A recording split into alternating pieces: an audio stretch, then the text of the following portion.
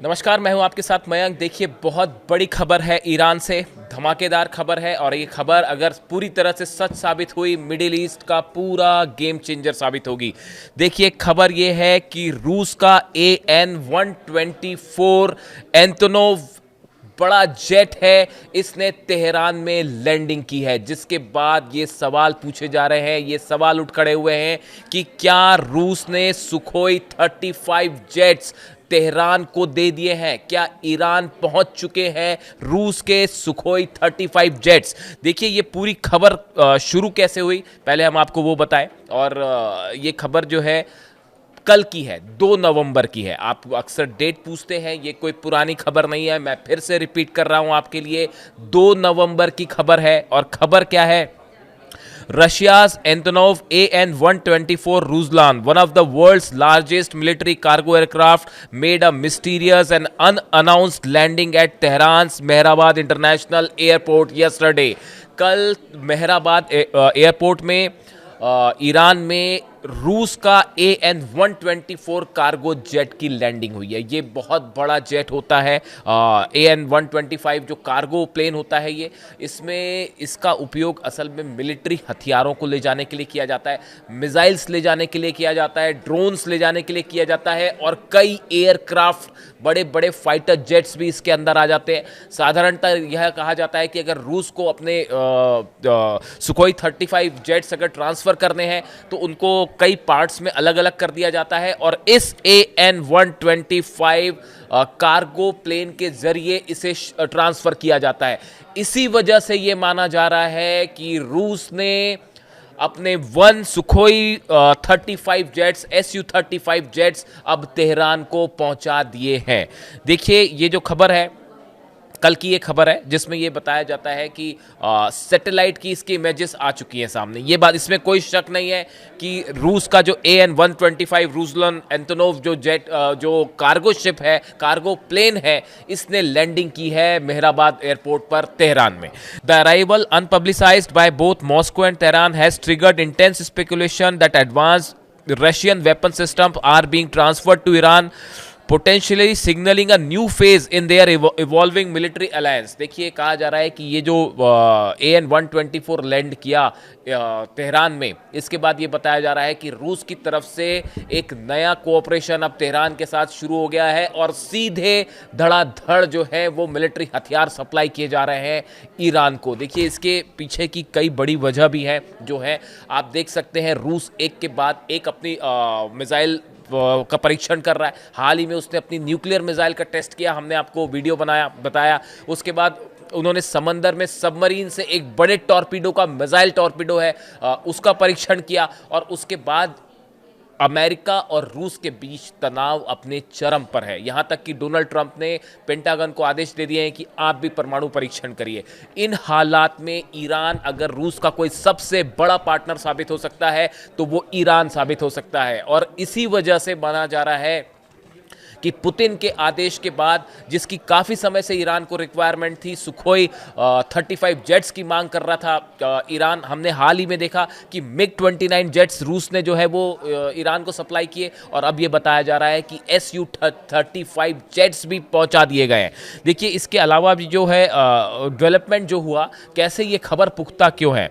Satellite imaginary of Mehrabad showed unusual activity on the runway including fuel trucks and cargo vehicles surrounding an AN-124 parked under guard by Iranian revolutionary guards personnel. देखिए, बताया जा रहा है कि जो satellite से image I हैं, इन satellite से इमेज में साफ दिखाई दे रहा है कि जो मेहराबाद एयरपोर्ट है तेहरान में, वहाँ पे रूस का AN-124 कार्गो प्लेन जो है वो खड़ा दिखाई दे रहा है। उसको घेरे हुए IRGC के कमांडर्स खड़े हुए हैं और साथ ही वहाँ पे कई फ्यूल टैंक्स हैं, कई ट्रक्स खड़े हुए हैं जिनसे वो सामानों को ले जाया जा रहा है जो इस प्लेन से पहुँचाए गए हैं।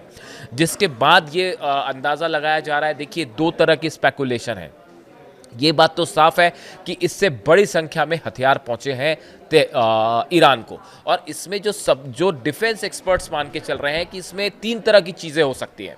बात नंबर एक, जो सबसे ज्यादा जिसका स्पेकुलेशन है वो सुखोई 35 जेट्स हैं, जिसकी सबसे ज्यादा रिक्वायरमेंट है इस समय ईरान को। और बताया जा रहा है कि पुतिन ने इस प्लेन से जो है AN-124 से सुखोई 35 जेट्स के पार्ट्स भिजवाए हैं, जो ईरान जाके असेंबल होकर एक प्लेन तैयार हो जाएगा। पहली बात। दूसरी बात जो कही जा रही है कि जो S-400 मिलिट्री डिफेंस सिस्टम है, इसमें इस्तेमाल होने वाली मिसाइल्स भी बड़ी संख्या में रूस से ईरान पहुंचाई गई है इस AN-124 के जरिए। ये एक डेफिनेटली एक बहुत बड़ी खबर है। इसके अलावा रेडार्स की बात हो रही है, जो जैमर्स होते हैं, रेडार्स होते हैं, वो पहुंचाए गए हैं ईरान को रूस के जरिए। ये 3 बड़ी स्पेकुलेशंस हैं।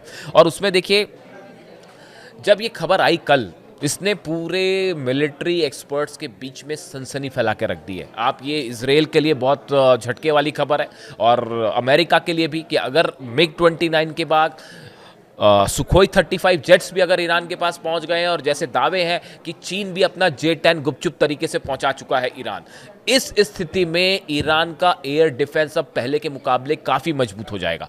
अब देखिए, ये खबर में सच्चाई क्यों लगती है। देखिए, मैंने काफ़ी रिसर्च किया इस बारे में, और ये समझने की कोशिश की कि ये दावे में कितना दम है। देखिए, ये बात तो साफ है, सैटेलाइट से साफ हो गई है ये बात कि जो AN-124 रुजलान जो हवाई जहाज है, कार्गो प्लेन है, वो पहुंचा है तेहरान।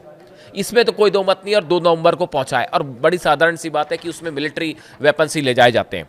फिर मैंने सर्च करना शुरू किया कि इस पे एक्सपर्ट्स के क्या दावे हैं। उनका कहना है कि सबसे बड़ी चीज़ लगती है कि सुखोई 35 जेट्स के पार्ट्स पहुंच चुके हैं, असेंबल करके प्लेन तैयार हो जाएगा। दूसरी बात आई S-400 की, और तीसरी बात आई राडार्स की। लेकिन इसके अलावा रिसर्च के दौरान कई और चीज़ें निकल के सामने आई जो और भी हैरान करती हैं।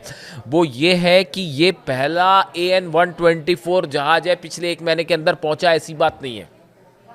3 बार जो है वो रूस का AN-124 बताया जाता है कि वो ईरान पहुंच चुका है पिछले 1 महीने के अंदर।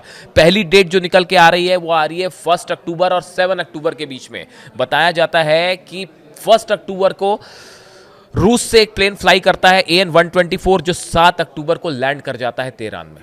उसके बाद दूसरा प्लेन फ्लाई करता है 13 अक्टूबर को, जो 23 तारीख के आसपास शायद डायरेक्ट फ्लाइट ना हो। कई बार ऐसा होता है कि आप डायरेक्ट फ्लाइट नहीं करते हैं, उसको इस तरह से पहुंचाया जाता है ताकि किसी को कोई शक ना हो, कहीं उसे बीच में हॉल्ट कर दिया, या इस तरह से डेवलपमेंट्स होते हैं। 13 अक्टूबर को एक फ्लाई करने की खबर आई जो 23 को पहुंची है। और उसके बाद जो है, अब ये 2 नवंबर की खबर है, यानी कल की खबर है, कि जो तीसरा AN-124 प्लेन है रूस का, वो पहुंचा है तेहरान। अब देखिए, ये इतना ही नहीं, आप देखिए कि ये प्लेन कब फ्लाई किए उसकी भी डेट है, और कहां से। पहला बताया जाता है इरकुत्स्क इलाका है जहां से पहला प्लेन फ्लाई किया था, दूसरा मॉस्को से, और कल उलियानोवस्की से कल तीसरा प्लेन जो फ्लाई किया है, जो तेहरान लैंड किया है, वो रूस के उलियानोवस्की से फ्लाई किया। ये बड़ी स्पेसिफिक जानकारी है। कोई खबर सच्ची है या झूठी है, इसको समझने के लिए आपको ये समझना पड़ता है। देखिए, कोई खबर में जब सच्चाई होगी तो बड़ी स्पेसिफिक जानकारी होगी। इस डेट को प्लेन उड़ा, यहाँ से प्लेन उड़ा, ईरान में यहाँ पे लैंड किया, ये सब चीज़ें इस बार सामने हैं। इसलिए ये माना जा रहा है कि जैसा सबसे ज़्यादा जो डिफेंस एक्सपर्ट्स अंदाज लगा रहे हैं कि सुखोई 35 जो जेट्स हैं वो ईरान पहुँच चुके हैं। अब देखिए, एक और बड़ी खबर है, कल 2-3 बड़े इंपॉर्टेंट बयान सामने आए।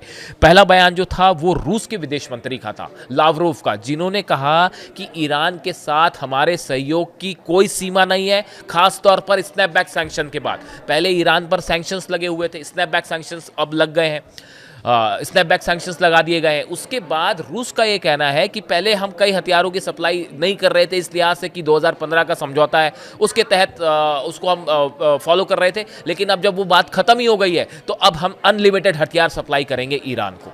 और इस तरह की बात उनकी तरफ से आई है कि हमारे पास अब सीमा का कोई समझौता नहीं, किसी तरह के हथियारों की सप्लाई में कोई सीमा नहीं होगी। लावरोव का यह बयान आया। उसके बाद 2 बयान और आए, ईरान के राष्ट्रपति पेजेश्कियान का बयान और दूसरा ईरान के विदेश मंत्री अब्बास अराक्ची का बयान। दोनों ने ये बात कही है कि ईरान किसी सूरत में अपना यूरेनियम एनरिचमेंट नहीं रोकेगा, हमारा यूरेनियम सुरक्षित है और अब हम इसे तेजी से आगे बढ़ाएंगे। पेजेश्कियान के राष्ट्रपति की तरफ से भी इसी तरह का बयान आया है कि ईरान अपना परमाणु कार्यक्रम नहीं रोकने जा रहा है, बल्कि और स्पीड से आगे बढ़ेगा। पड़ेगा। ये आप कोइंसिडेंस नहीं है ये कि रूस के विदेश मंत्री का बयान, लावरोव का बयान आता है, उसके बाद ईरान के विदेश मंत्री का बयान, ईरान के राष्ट्रपति का बयान, और खबर आती है कि रूस का जो है कार्गो शिप ईरान लैंड किया है। अगर ये प्लेन्स पहुंच चुके हैं, सुखोई 35 जेट्स अगर ईरान पहुंच गए हैं, ये ईरान की एयरफोर्स में ज़बरदस्त जो है वो उसको ताकत प्रोवाइड करेगा और आसान नहीं होगा इसराइल के लिए अब की बार वैसे हमले करना जैसे 12 दिन की जंग में हुआ था। देखिए, रूस और अमेरिका के बीच में तनाव अपने चरम सीमा पर है और बात इस तरह की भी हो रही है कि कभी भी जो है यूरोप को लेकर एक बड़ा वॉर, यूक्रेन से बड़ा वॉर हो सकता है, और ऐसे में सबसे बड़ा सहयोगी अगर रूस का कोई होगा तो वो ईरान होगा। शायद यही वजह है कि पुतिन ने अली खामेनी साहब की, उनकी दोस्ती के बारे में पूरी दुनिया जानती है, अब वो तेज़ी से चाहते हैं कि ईरान फ़ौरन मजबूत हो और ज़रूरत पड़ने पर रूस के साथ मजबूती से खड़ा रहे, खासकर मिडिल ईस्ट में। और इस लिहाज से बताया जा रहा है कि ये S-400 मिसाइल्स हों, चाहे सुखोई 35 जेट्स हो, बड़ा ज़खीरा तेहरान लैंड कर गया है, जिसको लेकर आप तमाम खबरें देख सकते हैं, तमाम एक्सपर्ट्स की राय है। इससे जुड़ा जो भी अपडेट होगा हम आप तक पहुँचाएंगे। Thank you so much.